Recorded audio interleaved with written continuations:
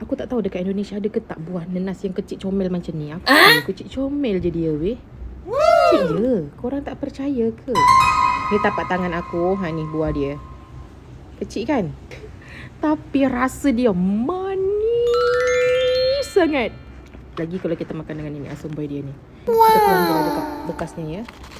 Okay, so cara makan dia, ambil je macam ni kan.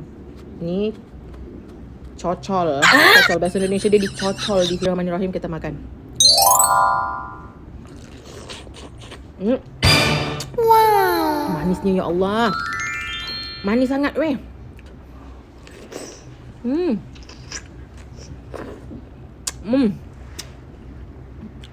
Manis. Tak ada masamnya langsung. Dia manis, betul-betul manis.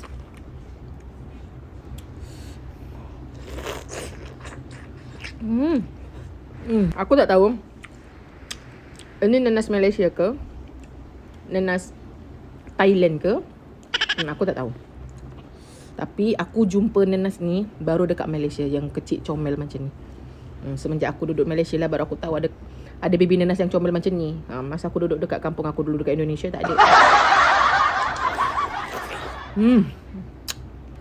Manisnya. Tak tahulah weh, nanas dia manis weh. Tapi nampak macam muda kan, macam nanas muda, tapi dia manis.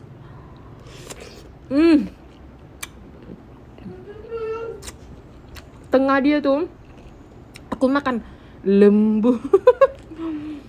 Tak keras. Yang tengah dia tu, batang tengah dia tu lembut weh. Tak keras weh.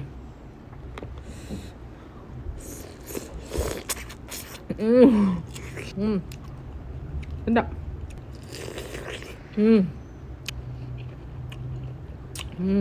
Rasanya nanas Thailand ni, nanas Thailand.